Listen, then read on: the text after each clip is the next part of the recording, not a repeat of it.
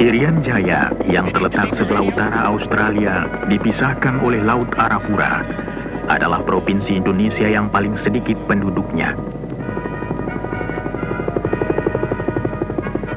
Alamnya keras dan kejam, terdiri dari payau pantai yang meninggi menjadi puncak gunung 4.800 meter tingginya. Pada tahun 1967, Freeport Indonesia datang kemari menambang biji tembaga di tengah-tengah pegunungan Jayawijaya. Pegunungan ini yang terletak hanya 4 derajat selatan Khatulistiwa sejak berabad-abad lamanya ditimbuni salju. Lama-kelamaan salju membeku, membentuk lapangan es gletser. Es ini sama tuanya seperti adat istiadat suku Amungme dan Damal.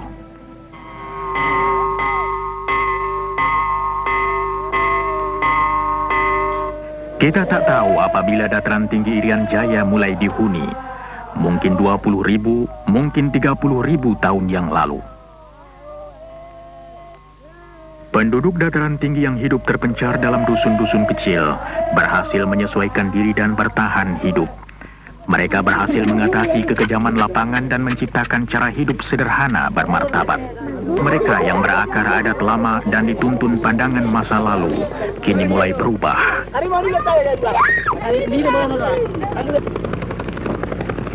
Beberapa penduduk desa mulai sadar akan adanya dunia yang lebih luas. Pada tahun 1981, Gunung Biji Timur mulai menghasilkan biji tembaga yang berkadar tinggi.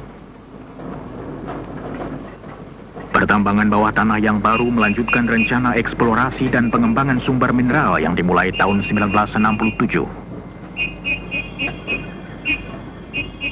Penjelajahan pertama Freeport dalam wilayah ini terjadi tatkala Forbes Wilson memimpin sebuah ekspedisi ke pegunungan Jayawijaya. Tujuannya mencari sebuah gunung tembaga, Erzberg, yang ditemui seorang ahli geologi Belanda, Jan Zakdozi, pada tahun 1936. Berdasarkan persetujuan pemerintah Indonesia, Freeport diizinkan mengadakan pengeboran percobaan. Endapan biji diperkirakan 33 juta ton. Freeport memutuskan melaksanakan pengelolaan proyek raksasa ini. Direncanakan untuk membangun 6 wilayah kerja, pelabuhan untuk pengampalan biji, daerah persiapan 18 km di hulu sungai, lapangan terbang 43 km dari pantai, sebuah kota 109 km dari pantai, tempat pengelolaan biji 118 km dari pantai dan tambang 1,5 km ke dalam lagi pada ketinggian 3.600 meter. Untuk menghubungi semua tempat, dibangun sebuah jalan yang 99 km panjangnya, melalui hutan di tanah datar sampai ke daerah puncak gunung. Bagian terakhir dari tempat pengolahan ke tambang berupa kereta gantung. Perencanaan, pembelian bahan dan pembangunan dapat dimulai pada awal 1970. Kemah 1 menjadi tempat bermulanya proyek. Sebelum dapat dibangun basis yang tetap di pedalaman, peralatan dan bahan untuk pegunungan diberangkatkan dari Kemah 1.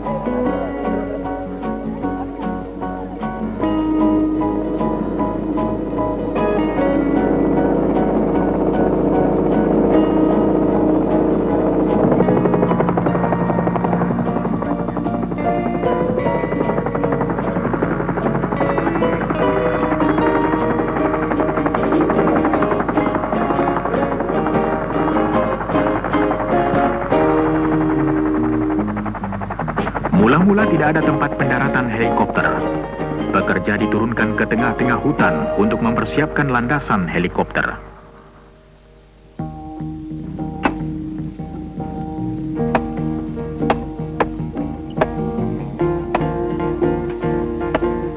"19 perkemahan dibangun sepanjang daerah pembangunan, disusul kemah barang menurut kemampuan logistik." Logistics. If we needed a pound of nails, the closest hardware store was 600 Logistik, miles. bila kami memerlukan paku setengah kilogram, maka toko yang paling dekat di Darwin, 1000 km seberang Laut Arafura. 22 years of construction, I've been all over the world, and I've yet to see a place equal to this. Selama 22 tahun saya bekerja di bidang pembangunan, baru kali ini saya lihat daerah macam ini. Tiap hari hanya 4 jam cuaca baik. Selebihnya hujan, hujan es atau kabut. Usaha kami yang terpenting ialah agar semua tempat mudah dicapai. Seperti itu jembatan gantung yang kami bangun melintasi tebing. Sebelumnya 45 menit untuk sampai. Sekarang cukup jalan kaki 10 menit ke tempat tinggal. Beban paling berat yang dapat diangkut helikopter ialah 800 kg. Dan tim helikopter sangat berjasa dalam usaha membawa barang-barang untuk kami. Inilah satu-satunya cara untuk dapat memulai begitu cepat.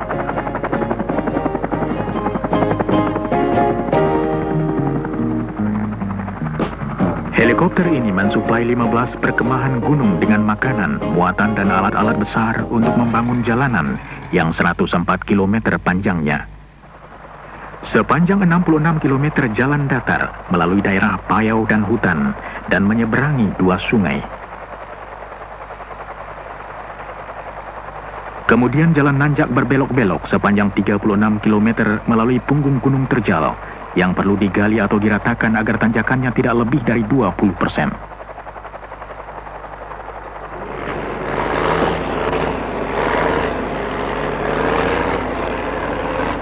Di tempat-tempat yang terlalu sulit dilampaui terpaksa dibuat terowongan. Yang satu 1.300 meter panjangnya terowongan Hanekam dan yang satu lagi 800 meter terowongan Zakkam. Konstruksi kedua terowongan seluruhnya ditunjang helikopter.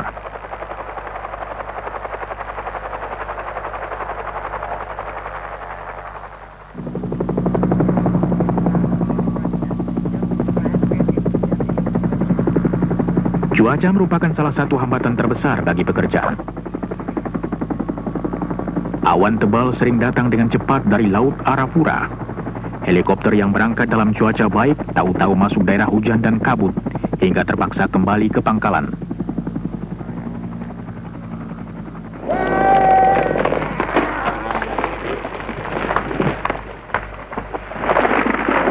Untuk kayu, pekerja-pekerja cukup mengambilnya dari hutan sekitarnya.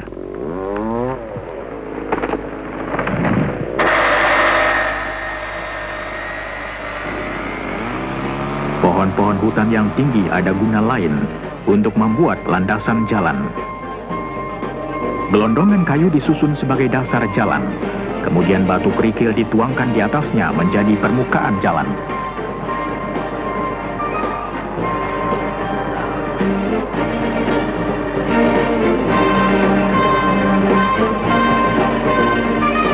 Waktu jalan siap, pengangkutan beralih dari helikopter ke truk.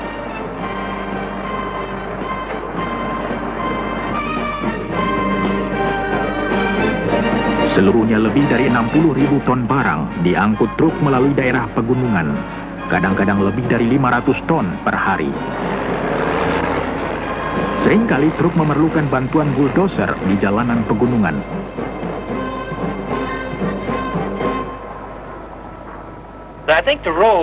Hemat saya, jalanan itu paling merusak bagi peralatan kami. Tapi pekerjaan yang paling berat bagi manusia ialah di Gunung Erzberg. Kondisi pekerjaan kami amat berat selama 4 hingga 5 bulan pertama. Tambangnya sendiri terletak 1,5 kilometer dari tempat pengolahan biji. Dan dalam jarak itu termasuk kenaikan vertikal sepanjang 700 meter.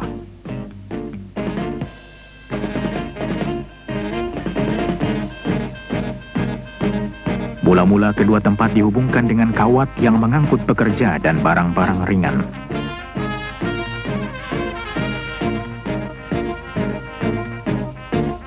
Kemudian dipasang kereta gantung untuk membawa pekerja, bahan dan kabel-kabel setebal 4 cm untuk pengangkutan biji.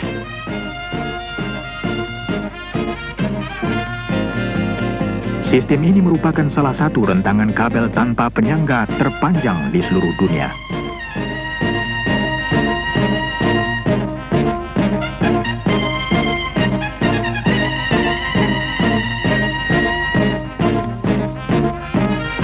Pembangunan tempat pengolahan biji mempunyai tantangannya sendiri. Dari cuaca buruk dalam alam keras sampai batas waktu dan masalah logistik.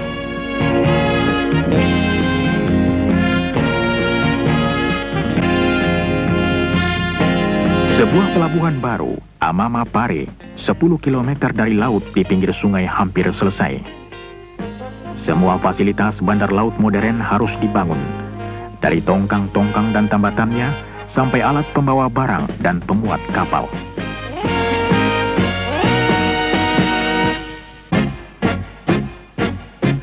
Pipa yang panjangnya 115 km dengan garis tengah 10 cm dipasang dari tempat pengolahan biji ke pelabuhan untuk mengangkut cairan tembaga.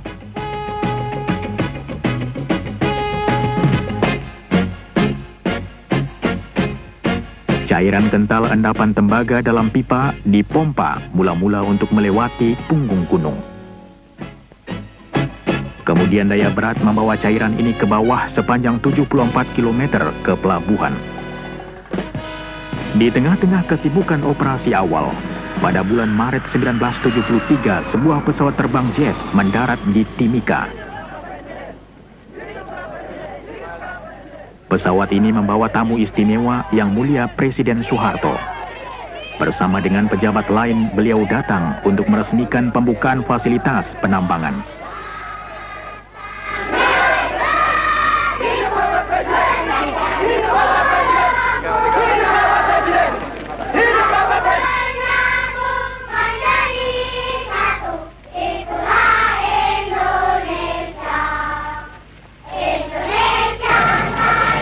Dalam suatu upacara resmi, Presiden Soeharto mengatakan bahwa usaha ini merupakan pelopor penanaman modal asing di Indonesia. Beliau mengatakan bahwa usaha ini menggambarkan kepercayaan dunia terhadap tekad Indonesia membangun masa depannya. Kepercayaan ini merangsang datangnya investor-investor lain ke Indonesia.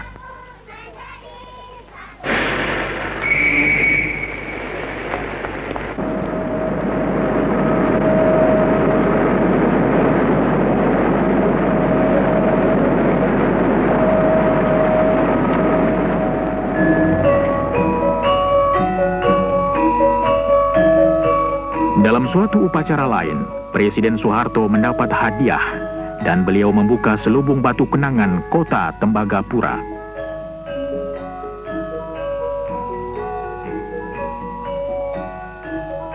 Sekarang, 10 tahun setelah mulai dibangun, kota ini berpenduduk 3.500 dan terus berkembang.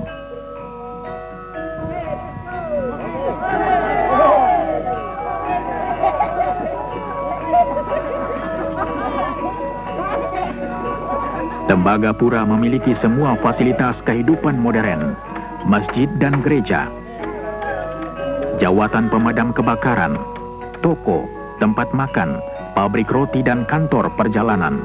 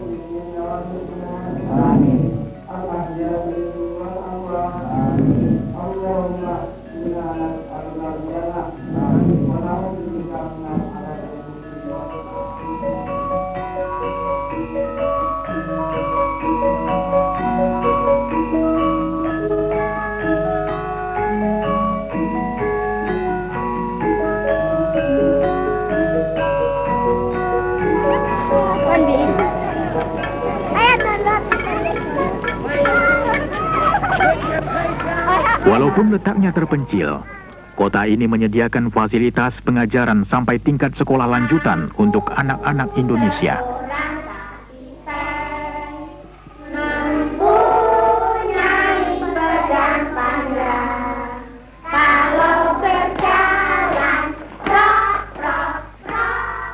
Klinik bayi dan jasa kesehatan lain disediakan untuk pegawai dan keluarga mereka. Gimana anaknya? Baik. Ini kenapa ya?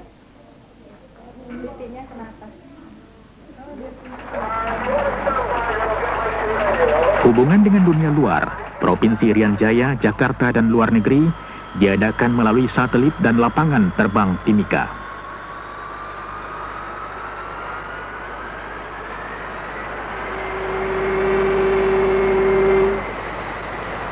Segala sesuatu harus diimpor, diturunkan dari kapal, dan dibawa dengan tongkang ke PET 11 untuk kemudian diangkut ke daerah pegunungan.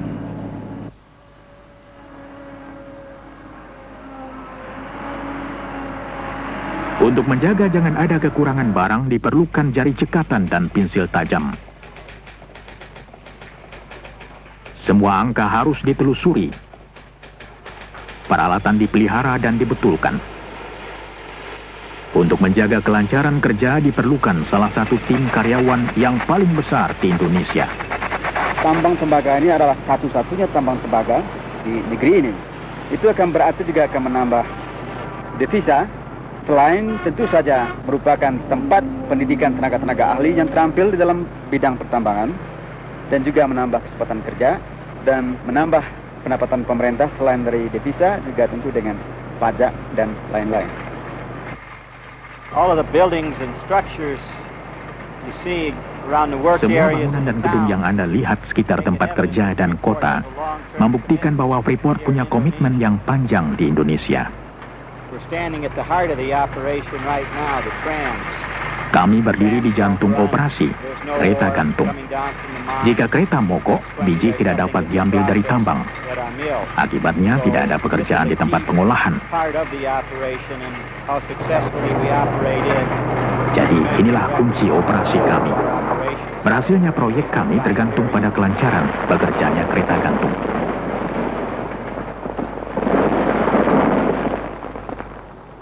Sejak kami mulai, kereta gantung telah menurunkan seluruh isi Gunung Bijih. Kita mengusahakan tambang tembaga di Gunung Bijih. Dulu pertama kali kita namakan iceberg. Kita telah memproduksi biji tembaga sebanyak kurang lebih 19 million ton. Sementara itu, tim eksplorasi melanjutkan pencarian biji baru. Usaha mereka berhasil, sumber baru ditemui 1 kilometer sebelah timur dari tempat semula, disebut Gunung Bijih Timur.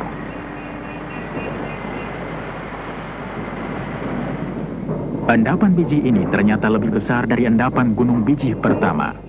Tahun 1976 dimulai penggarapan tambang baru. Dalam pembangunan tambang di bawah tanah ini, kami berhasil menyelesaikannya menurut rencana di bawah anggaran belanja dan dengan gangguan sedikit mungkin pada operasi pertambangan terbuka yang berdekatan. Endapan Gunung Bijih Timur beda dengan endapan terbuka terkubur di dalam gunung. Tempat ini adalah tambang tembaga bawah tanah pertama di Indonesia. Mula-mula tidak ada cukup pekerja terampil untuk pertambangan bawah tanah. Tenaga dari luar harus didatangkan. Tugas mereka ganda, mengelola tambang secara profesional dan mengalihkan keterampilannya kepada pekerja Indonesia. That is right position. Yeah. We just rise slowly, right? Raise it real slow. Watch your door.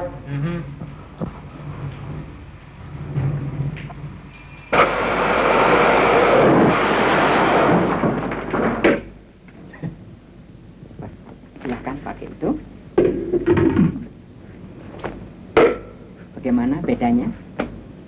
Jauh sekali. Itulah perlunya. Ini baru contoh kecil-kecil saja. Selama 4 tahun, penjelajahan dan perkembangan sekelompok tenaga kerja memasukkan banyak orang Indonesia yang sedang dalam latihan dan tidak pernah bekerja di bawah tanah sebelumnya. Menurut hemat saya, adalah prestasi yang luar biasa untuk mempunyai rekor keselamatan kerja yang lebih baik atau semutu dengan tambang besar yang mana saja di dunia. Oke, mana kontennya? Cepat. After years of exploration, diamond drilling, planning, development. Setelah bereksplorasi bertahun-tahun lamanya, mengebor dengan intan, merencana dan membangun, kini telah tiba saat produksi tambang bawah tanah. Technology employed here is unique. Teknologi yang dipakai sangat unik. Apalagi kalau diingat bahwa teknologi macam ini hanya terdapat di sedikit tempat lain di dunia. Dan Anda menemukannya di tempat jauh seperti Irian Jaya. Our current mining reserves indicate we'll have ongoing operations. Persediaan endapan menunjukkan bahwa kami masih akan dapat beroperasi sampai 13 hingga 15 tahun lagi. Tentu saja kami terus mencari dan mengharap akan dapat endapan lain. Semua ini merupakan pertanda baik. Tidak saja untuk karyawan Freeport, tetapi untuk seluruh Indonesia. After installing the cylinder head bolts, it is good to follow the torque sequence that you found in the manual. It's important that you use Bicara mengenai transfer dari teknologi dan program Indonesianisasi dalam proyek Freeport ini, sebetulnya kedua perkataan Indonesianisasi dan transfer dari teknologi adalah identik. Proyek ini mulai beroperasi dalam akhir tahun 72, di mana sebagian besar masih di posisi-posisi yang penting dipegang oleh ekspatriat. Lebih dari 1,5 tahun yang lalu, semua posisi sudah dipegang oleh tenaga-tenaga ahli dari bangsa Indonesia. Jadi saya berpendapat transfer teknologi dan program Indonesianisasi suatu hal yang boleh dikatakan sukses di tempat ini.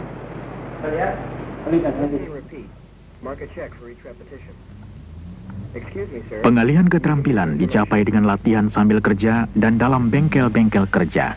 Split motor terdiri dari rotor, kemudian motor ini adalah di start dari dalam tank, diisap oleh pompa. Sudah lebih dari 1.200 orang Indonesia mengikuti pelbagai penataran. Langsung dioperate ke kontrol.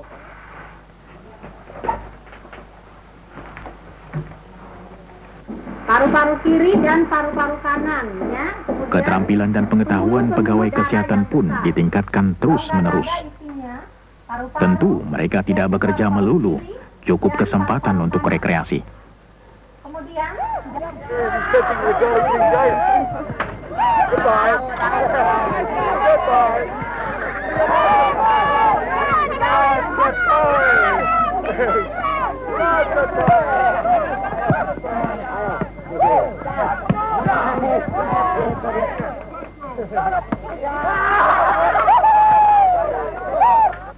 oh, what a hit! All right! Easy! Oh, second ball!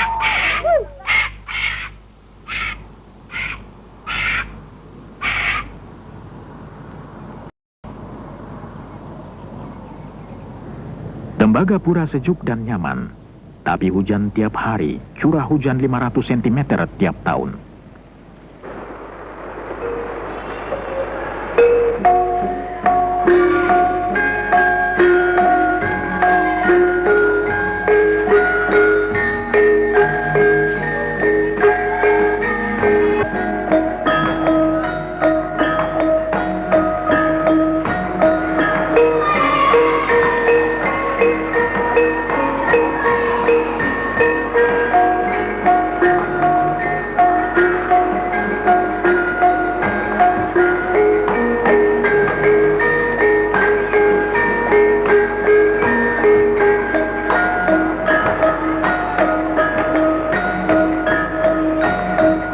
Namun semangat tak luntur dan pekerjaan proyek jalan terus.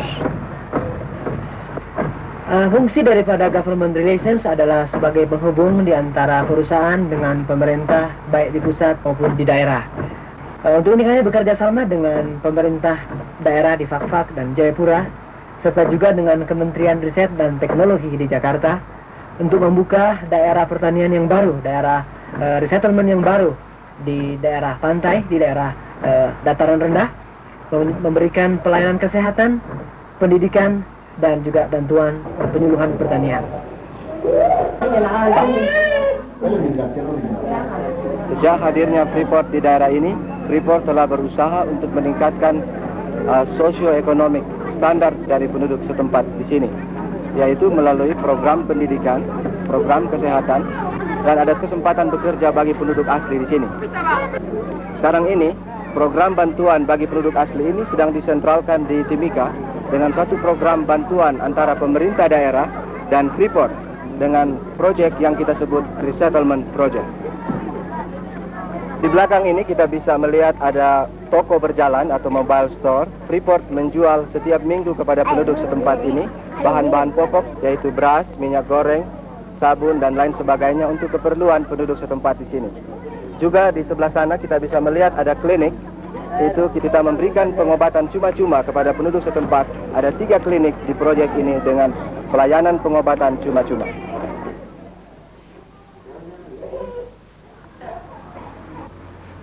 Para perawat dari Rumah Sakit Tembagapura mengunjungi klinik-klinik beberapa kali seminggu untuk mengobati penduduk asli.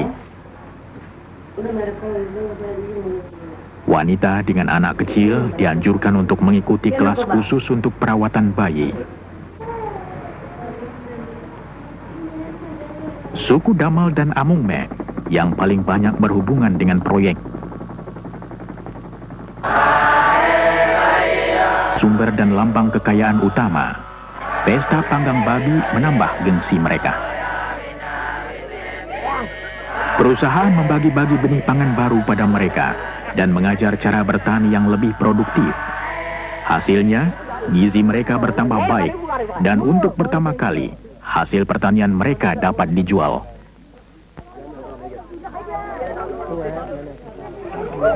Dengan masuknya proyek ini ke daerah ini, tentu akan menimbulkan sedikit tegangan karena kita membawa teknologi yang zaman luar angkasa ke daerah yang terbelakang. Sekarang juga dengan bekerja sama dengan pemerintah, kita lagi mengusahakan apa yang kita namakan proyek resettlement, yang merupakan suatu proyek yang besar yang berhubungan dengan adanya proyek ini di tempat ini.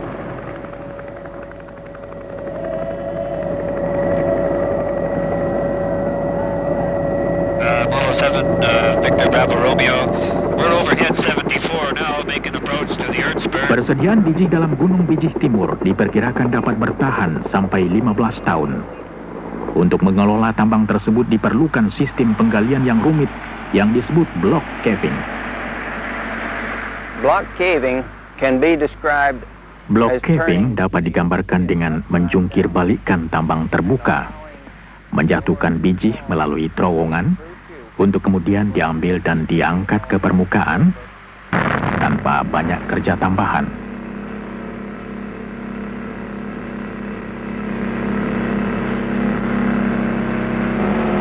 Pekerjaan ini dilakukan sepotong-sepotong. Bagian yang akan dilongsorkan dipersiapkan dulu. Di bawah tempat biji dibuatkan dulu terowongan.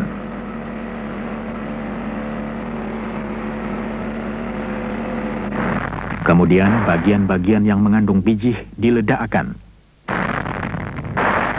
Ledakan ini menyebabkan lapisan yang mengandung biji kehilangan penyangga dan roboh.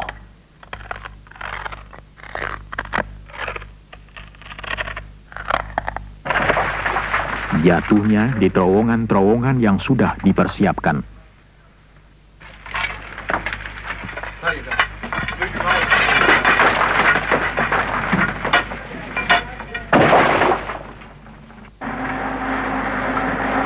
Dari sana, potongan-potongan diangkut ke tempat pengumpulan di luar.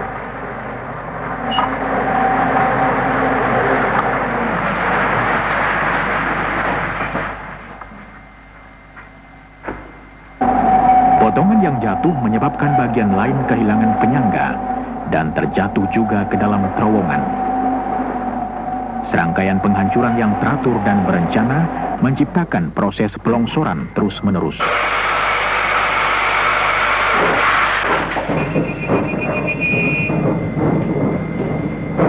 Kereta api listrik mengangkut biji ke tempat pengolahan.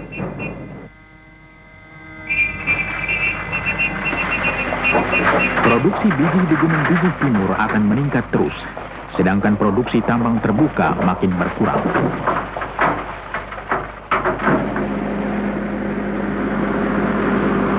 Hasil kasar dari kedua tambang dibawa ke tempat penghancuran yang sama.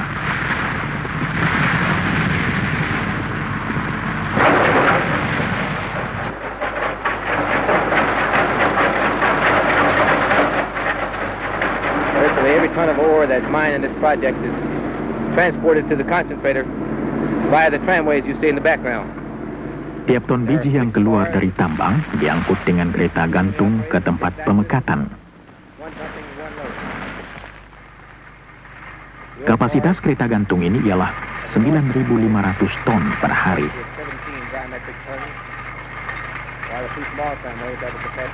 6 kereta bergerak terus-menerus, 1 diantaranya menuang, 1 diisi. Kabel gantung kereta tersebut panjangnya 58 km. Anda dapat mengerti bahwa kesulitan utama ialah memelihara sistem gantung ini. Tiap kabel diperiksa 1 kali seminggu. Hampir tiap bulan ada kabel yang perlu diganti.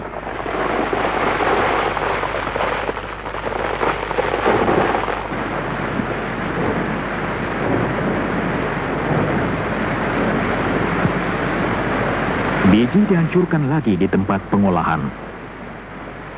Kemudian ditambah air menjadi semacam cairan terdiri dari biji halus.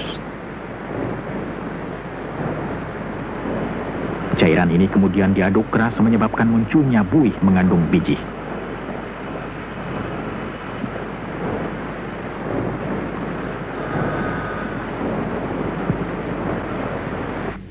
Bahan ini kemudian diperiksa dalam laboratorium untuk menentukan kadar tembaga, emas, dan perak. 96% dari tembaga yang semula terkandung dalam biji dapat dipakai. Hasil yang paling tinggi di seluruh dunia.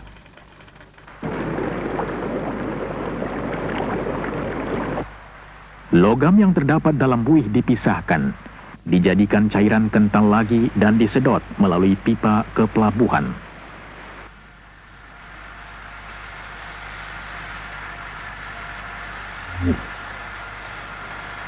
Di sana cairan dikeringkan dan konsentrat siap untuk diekspor.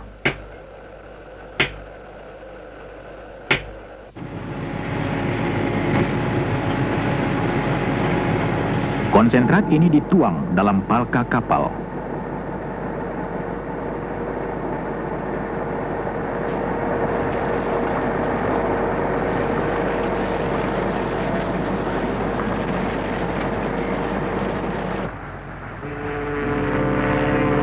Karena muara sungai Tipuka dangkal, maka kapal hanya diisi sebagian.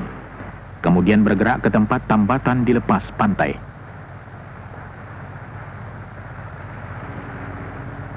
Di sana sisa konsentrat tembaga dipindahkan dari tongkang sampai kapal penuh.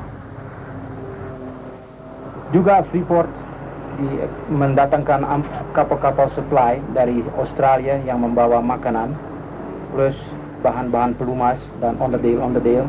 Kemudian juga dari Singapura sekali sebulan, dan juga kapal tanker yang membawa diesel sekali sebulan. Rata-rata tonnage yang di handle di pelabuhan adalah 6.300 metric tons. Saya datang ke Freeport sini tahun 1974 sebagai Assistant Port Superintendent dan bekerja di Amamapare, pelabuhan. Di Port Said sekarang ini, atau Amamapare, sekarang ada 300 penduduk. Di situ juga terdapat masjid, gereja, dan juga sekolah dengan 40 anak murid. Di samping itu juga ada taman kanak-kanak.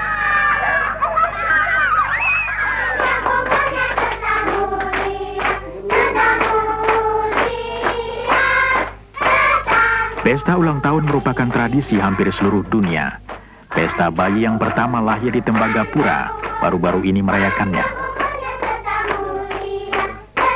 Sesuai dengan salah satu tradisi Indonesia, merantau, banyak lelaki meninggalkan kampung halamannya mencari petualangan di tanah yang jauh.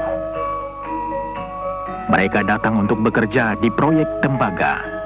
Tetapi bukan hanya ini usaha mereka. Mereka membawa adat mereka, membangun masyarakat baru, dan memberikan warna baru, hidup dan vitalitas pada tanah jauh ini.